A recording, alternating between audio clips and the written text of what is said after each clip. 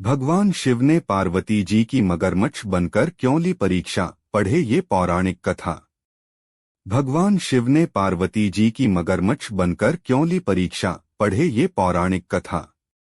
भगवान भोलेनाथ को इस समस्त सृष्टि का रचयिता माना जाता है।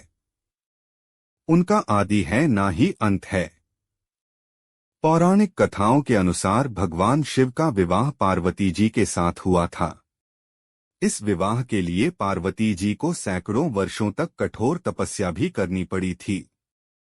भगवान शिव से विवाह करने के लिए माता पार्वती ने कठोर तप किया था। भगवान शिव से विवाह करने के लिए माता पार्वती ने कठोर तप किया था। हिंदू धर्म में सोमवार के दिन का बेहद महत्व माना जाता है। सोमवार का दिन भगवान भोलेनाथ लॉर्ड शिवा को समर्पित होता है। जो भी व्यक्ति सोमवार के दिन विधि विधान से शिवजी का पूजन और आराधना करता है, उसके जीवन के समस्त कष्ट दूर हो जाते हैं।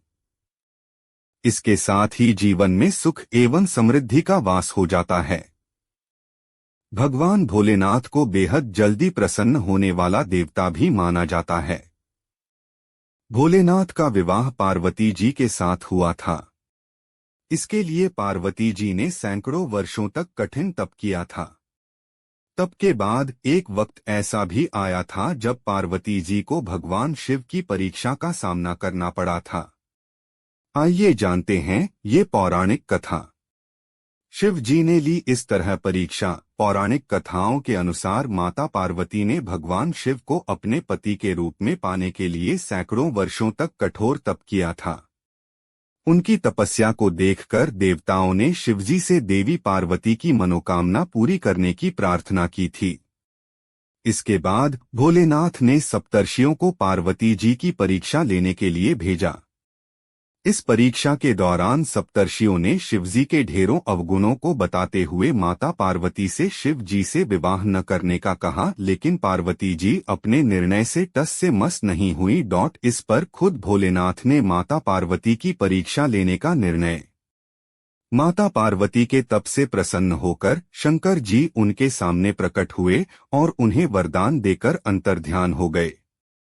कुछ क्षणों बाद ही एक मगरमच्छ ने एक लड़के को पकड़ लिया और लड़का मदद के लिए पुकारने लगा। बच्चे की आवाज सुनकर पार्वती जी नदी किनारे पहुंची और उनका मन द्रवित हो गया। इस बीच लड़के ने माता पार्वती को देखकर कहा कि मेरी न माँ है न बाप, न कोई मित्र ही है, माता आप ही मेरी रक्षा करें। इस पर पार्वती जी ने मगरमच्छ से कहा कि ग्राह इस लड़के को छोड़ दें।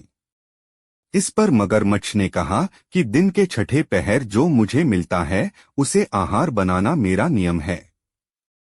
पार्वती जी के विनती करने पर मगरमच्छ ने लड़के को छोड़ने के बदले में पार्वती जी के तप से प्राप्त वरदान का पुण्य फल मांग लिया। इस पर पार्वती जी तैयार हो गईं। मगरमच्छ ने बालक को छोड़ दिया और तेजस्वी बन गया।